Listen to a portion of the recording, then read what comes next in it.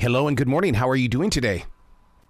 Good. How are you? Is this by video or just by audio? Well, it's going to be by audio only because I'm a radio person, and to me it gives me Okay. that opportunity to really listen to your pitch, volume, and tone, and all that kind of funky fun stuff. Perfect. Okay. And you've got a radio voice for sure. Nice to meet you. Nice meeting you too. The journey that you have been on has been all about giving. My God, I mean, how do you replenish everything that you've allowed other people to take from you? Well, I don't really think of it as people taking from me. It's kind of like I was born with this gift, and I've used this gift throughout my life. Kind of I would say my purpose in life or my mission has been to help others. So I don't really see it as people taking from me, but I see it as using my gift to help others find the answers, the comfort, the peace that they're looking for. Yeah. So it's really not a taking. It's more of a giving, if that makes any sense to you. And I've learned, yeah, and I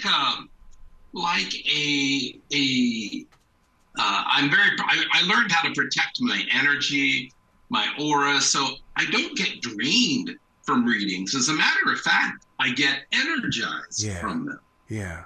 So at the end of the day, I feel like I have to go out and do something. I have to be very active to burn off all this extra energy, or I won't be able to sleep. That's one of the reasons why I take a transition walk, and plus I do a lot of daily writing, because if I don't do anything with this energy, then it just festers up. Exactly. Or it's like I feel like I've drank 3 cups of coffee. So I have to do something to expel the energy. Yeah, because I work with positive energy, and the people, my clients, are, I've been very blessed. I've been doing that. I'm 21 years old. I don't know how this happened, but I've been doing it 31 years, but I'm only 21. I get that. And, there's some mysteries of the universe we can't explain.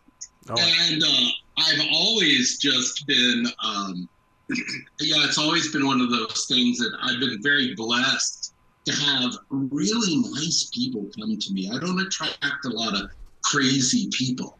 I put that energy out there when I started. I didn't want that. So my clients don't drain me. My clients are usually, just nice people. Yeah. And so I'm very blessed to work with those kind of people. And they're blessed to share a conversation with you. And the way that you have learned how to do this is that you basically, you do it on a Zoom, or you do it in a phone conversation. I mean, it's not like we're going to go into this huge arena, but you are so one-on-one and personal about it. Yeah, all my calls are by phone because I have clients around the world, actually. So it would be impossible for them to see me in person. I have celebrity clients that sometimes they want to fly me in, I don't know. I just think some people have so much money they don't know what to do with it all, because it doesn't really affect the reading whatsoever. It doesn't make it more accurate when I'm in person or whether it's on the phone. But, some people just, that's what they like to do. Yeah. You don't believe that there's such a thing as a silly question, and you stand strong on that. There's no such thing as a silly question. That's right. Boy, you've been doing your research. There is no such thing as a silly question. I say the only silly question is a question you don't ask. Yes. I had a woman come to me one time, and I mean, this isn't meant to be funny. It's really a true story. She was old. She was probably about 80 years old. And she had this little dog, this little poodle. It was a white poodle. And this poodle, her husband was gone. She didn't really have family. She had some friends. We're older. Our pets can sometimes become, they're everything to us, right? Mm-hmm. And her biggest concern was if she should dye this poodle's hair, I think it was a girl, pink, or if she should just leave it natural. Now that seems like, that on the surface that seems silly or funny, right? But the truth was, she genuinely loved this poodle and did not want to do anything to upset it. So she was genuinely asking very caringly, would it be okay? Yep. Yep. So, and that, to us it's funny, and it is funny, but in context of her heart was really in that question, so that's why I think there's really no silly questions, because all of our questions, everyone has different questions, and everyone's got different reasons they seek out a psychic. Yeah. So I say, ask anything you want to know. Yeah. I totally believe in animal speak. I believe that I live in this forest in South Charlotte because the animals are here and we communicate as one. And I picked that up on you as well, is that you love to have that connection even with all animals. Yeah. I don't believe that animals talk. We see pet psychics on TV and, your horse tells you that he's cold in this barn. Or I don't believe that animals talk. And I don't think they believe animals talk. They just, in the shows, they don't explain it. Yeah. They make it seem like they talk. But the truth is, when you're tuning into the energy of an animal, you're literally what I'm doing, and I'm sure what they're doing. If they tried to say the animal talks to them, they're crazy and loony. But because animals don't talk. But what it is we're picking up the feelings of the animal and we're interpreting it in our words. So it's more of what's called an empathic, or a clairsentient or empathic. Clairsentient means clear feeling. Empathic is the more common term, where we can feel emotions from things. So it's an empathic experience where they're feeling the emotions of the animal related to the question, and then they're interpreting those into human words. So does that make any sense? When did you realize that you were gifted with the art of listening? Because you do listen to people's voices and the vibration that comes from that voice. Mm-hmm, mm-hmm. I was born with an unusual gift. I don't know why I was born with it. I was. And I actually have the ability to see spirit guides, guardian angels, and ascended masters as clearly as if you were sitting here in front of me. So I sometimes feel like, it's like the way it is, it's like if you were here sitting in front of me, or you're on the phone, you're having a reading, someone would be here in front of me just telling me things about you, and I'd just be repeating it back. Yeah. So why I tell you that story or give you that information is because as a child growing up, I have always seen other people. So I never realized, and then I also have the ability, I can hear, I see people's auras and I can read voice vibrations in relation to what you were saying there. But the majority, I work with about 550 spirit guides, guardian angels, and ascended masters, and they talk to me. And that's where my information comes from. And as a kid growing up, I've always seen these beings. So, I'm from a small town, Lancaster, Ohio. It's a very small town. And so it was, I lived in kind of a bubble. My mother had went to psychics when she was young. My dad's aunt was psychic. So my parents grew up in this kind of environment. They never treated me like I was different. So I never knew. Yeah, and it's very interesting. And my father was very kind of conservative, not conservative in attitude, just kind of a business guy. And my mom was like, I don't know how to explain it, but if you saw them, you would think you'd think, oh, he was open to these things. But yeah, very. So I never knew that it wasn't normal. It wasn't until I went to about middle school or about 8th or 9th grade, and I was sharing with some friends, and kids were scared. And that's when I learned not to talk about or to be very careful who I talked to about it, because young kids didn't understand it, and it was scary to them. But I've always had the ability. I was the child that told my mom and used to predict things or say, hey, be careful here, and it was just a normal thing in our life. With so many vibrations going on in the world today, how do you utilize the strength of chakras? We read about chakras. People think they understand them, but then there comes you who has learned how to use them as a tool, because chakras really are so important. Yeah, chakras, there's 7 energy centers that run along your spine. Yes. And each one correlates to a physical, spiritual, and emotional function of the body. And I had a healing center in Mexico, very successful healing center. And I did a lot of work with chakras to I do what's called chakra balancings with people. Remote chakra balancings is one of my things because I think chakras are so important. Chakras are they are a very important part of our lives. A lot of people don't even really know what they are or know that they got them.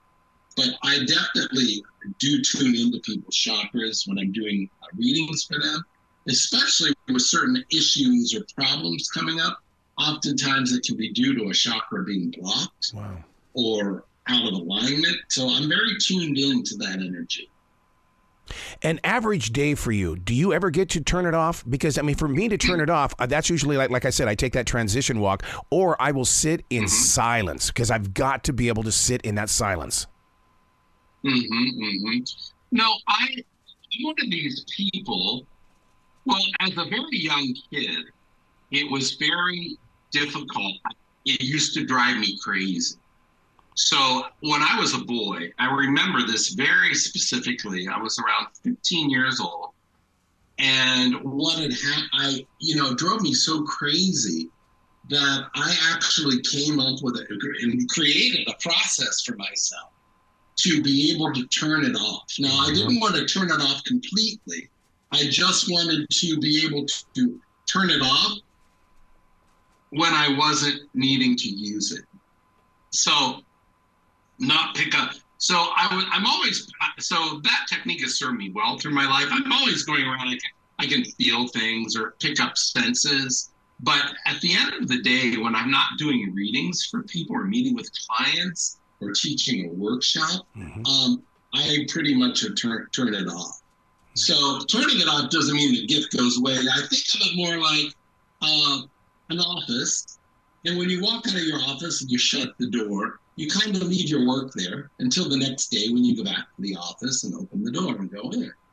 So that's kind of like what I do. At the end of the day, when I'm done doing readings, I kind of shut the door, and it's still there, but until the next day. But I'll go around, like if, for example, if you cut hair, you go around after you're done at the end of the day.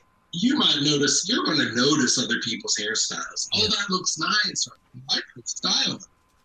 But you're probably not going to go up to them and talk to them about hairstyles. That's not going to be your conversation. So it's that kind of thing. I notice and pick up and can feel and notice impressions for hairstyles. But I don't focus on them the rest all day long. You mentioned a little bit ago that you talk with people all over the world. And of course, my heart swells when I hear that, because what is the mindset of the world right now? I know what we're going through in our own country, but, I have compassion for every person on this planet. What are you feeling? I'm feeling that the world, we're going through a shift in our consciousness. And I kind of believe that the world, the state of the world, because I'm also a law of attraction coach. Nice. I have a program where I have a 7-week and a 1-year program where I teach people about law of attraction. And I'm very good at that kind of work. I understand it. And so why I'm telling you that is because I kind of believe that the state of the world kind of reflects in some ways the consciousness of the world. So depending on the area that you live in the world, I believe that the events that I believe that our exterior world is just a reflection of our internal state. So if you take the collective consciousness of an area, I believe that the events and things that we're seeing are a reflection of the consciousness of the people. Wow. So, and in order to change that, we have to change our consciousness. So I think the thing, so I don't really see it as changing events in the world or what do we do to change it. I kind of see it as what do we do to elevate people's consciousness? Yeah. What do we do to get people focused more on compassion and love rather than, hate and division and discrimination? So that's what it comes down to. It doesn't matter what country in the world you're in, wherever there's issues, it's either hate and division, or it's love and compassion. Yeah. And oftentimes we media and things focuses on the division, the differences, and the hate. And I think if it focused more on compassion and love, that would start shifting people's thoughts. You know, I'm glad that you shared that with me. And the reason being is because here in the Carolinas, we've become a very injured state because of this most recent storm. And instead of looking at pictures and going, oh my God, I feel bad, we need to be activating ourselves. And like you said, spread the love. Go do something positive and help rebuild the state of the state. That's right. That's right. I agree. Yeah, I think we have to. I say the news. I don't watch the news, and I'll tell you why. Yeah, I'll tell you why. It's the only place I know that says good morning, and then goes on to tell you how bad it's going to be. I love that. So it's just that there's a thing in the news. If it bleeds, it leads. And so the news is simply reporting what people want, the consciousness of people. And if you do, so the news in itself is a reflection of it. I mean, they are a business to make money, and they report what makes money. And they wouldn't be reporting all this negativity if people weren't watching it. So that in itself, in kind of a microscopic way, shows the consciousness of people. Wow. So I think if they started reporting good news, I don't think they'd be in business. You really are a 31-year-old in a 21-year-old's body. I'm 30, and I've been doing this 33 years, but I'm only 21. Yeah, I don't. It just blows me away. So how can people reach out to you and to get information about you and to really, really experience a moment with you? People can visit my website. It's tanahoy.com, TANAHOY.com. That's where people can find out information. They can visit my Facebook page. But my Facebook is weird. My name, I made a mistake with it. I've got to kind of combine it, but it's Tana Hoy, TANAHOY.3. I'm getting ready to change the 3. I've got Tana Hoy, but I have to combine them. It's not the one I use. It's TanaHoy.3 on Facebook. And then I have a Facebook channel, YouTube that they can visit too. Wow. You've got to come back to this show anytime in the future, Tana. The door is always going to be open for you. Oh, thank you so much. I really appreciate that. No, I appreciate you, and I love where your heart is. Please be brilliant today, okay? You too, and thank you so much.